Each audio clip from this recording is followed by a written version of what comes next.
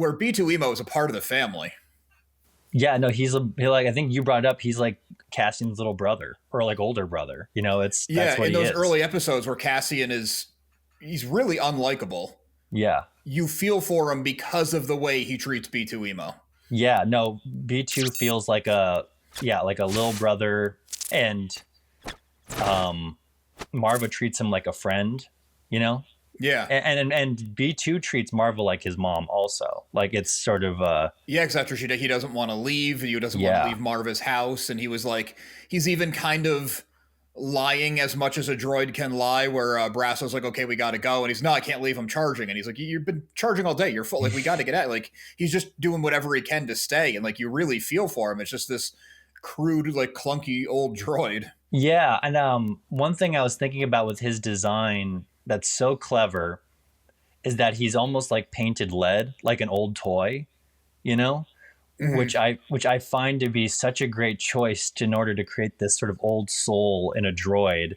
So you're almost like he's like a remnant of like a bygone era, even more than like everything around them. But also his eye is like one of those like old stage lamps that like sort of like flickers Mm-hmm. like an old electrical like old timey thing. Like he's like an antique, but that plays into his character as well because he's never. I don't know if they ever say it in the show, but like a lot of people assume that he's never had his memory wiped or he's never had anything like taken away from him as far as memories go, which has helped him build this personality over time. That makes And then sense, because he is in the yeah, flashbacks when they find Cassian as Cassa. yeah, He's there with like a nice, bright, shiny paint job, but even then, you could tell he's not new. no, yeah, like you can tell he maybe. I think he sees Marva almost as like a, you know, definitely as like a friend, but almost like they've probably been together even before she found Cassian, you know, like he's been maybe there for her since she was a child. So he's like this, very old friend. Yeah, which I Yeah. love. Yeah. It was such a smart choice to not make it an astromech droid or even like a version of an older astromech droid, but to put the wheels on the four corners. Like, it's something that you could, someone with some engineering skill could make in their garage pretty easily. Yeah, no, I've only seen one person do the like homemade droid thing with B2EMO. The 3D print, yeah. Yeah, and it's no, it was like a full size one, like Oh you see wow. at conventions and stuff.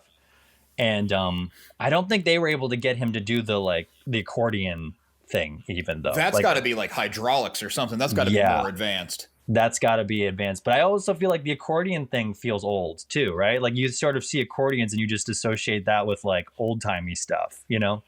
Yeah, yeah. This metal thing that just kind of stacks, and you turn the piece so it folds up smaller, so you can put it in the corner. Yeah, he's like this old slinky.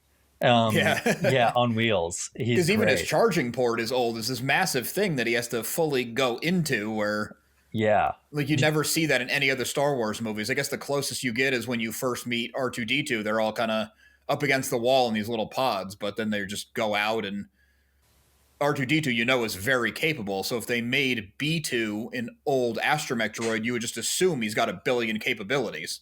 Yeah, no. Oh, I never thought about that.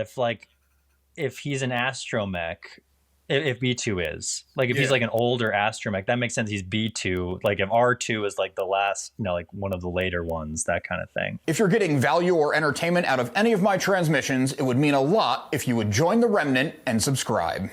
Yeah. Well, yeah, that's probably I what didn't they think were about going that. for, because he's similar Yeah. in structure and the wheels on the bottom. And Genius. Yeah, I love that detail. but That's all we great. know that he does is he can talk, he can remember things, and he's got a projector. He doesn't really do a lot. No, yeah, he doesn't. I think he does. Yeah, he doesn't even shock any of the dogs or anything like that when they're peeing on him at the beginning, right? Or anything No, like as far that. as I know, he's just He's just this there. guy, this little. I mean, he clunker. probably had some purposes. Maybe he's too old, they don't work anymore, or Right. Yeah. No, we could do a whole podcast on B2EMO and why he's the best. probably could, yeah. Yeah, no, he is which I think that fits with this show. It's just pared down Star Wars. It only fits that you have a droid that's super pared down.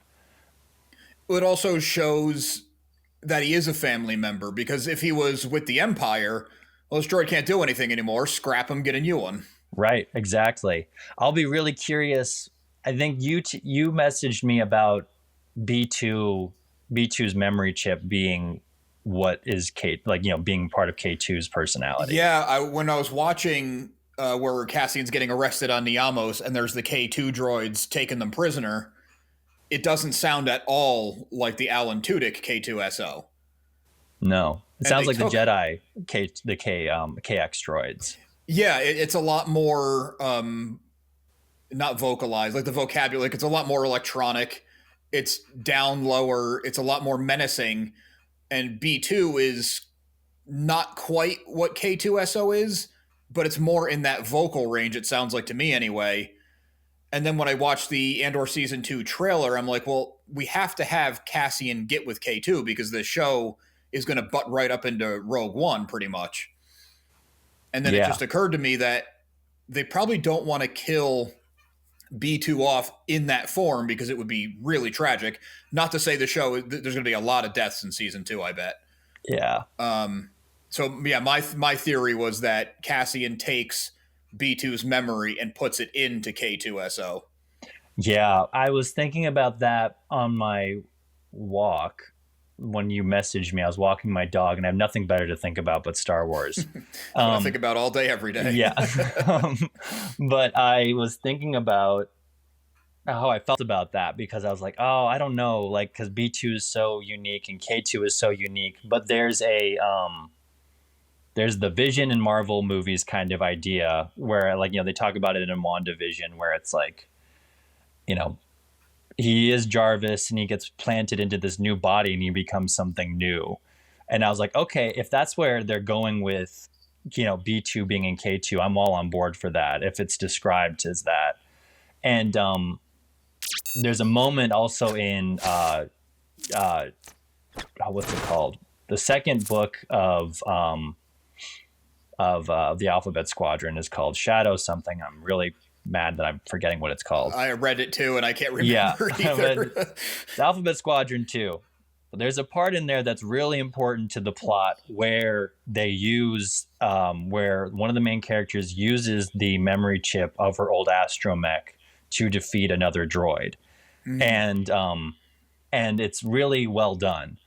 And I hope that that's sort of what they go for with Andor as well, where it's like, if K2 is also what would be cool is if he's an amalgamation of B2's processor and Nemec's manifesto. If both of those are both of those things, and he becomes something completely new and repurposed, kind of like what they talk about with the radio on Aldhani, where they're like, we worked hard to reprogram this Imperial radio, and now we have complete freedom to do whatever we want. Yeah, it's old, but don't count it out. Yeah, so we don't know what B2 was like before his systems were failing, because he's always low power. He can't do a lot. He seems really insecure. You put him in a giant, strong body, and he might get his old attitude back. Yeah, and also I think when you watch Rogue One, you get a feeling that Kay and Cassian have been together a long time. Yeah, that's another thing that I know there's still probably 4.5 years between that and Rogue One, but he has a lifetime of memories with B2. Yeah. Even if he's with K2SO for 4 years, I would buy that they bond, especially let's say that B2EMO dies. It's tragic. Cassian's sad about it. Then they get this reprogrammed droid. It would be easy to explain that he's now projecting that lost friendship on this new droid companion he has. Yeah, exactly. And it would make sense why Kay and Cassian seem to really love each other as much as they do in Rogue One, and when Kay it would dies, be faster friendship. I kind of like the idea that he puts B2 in.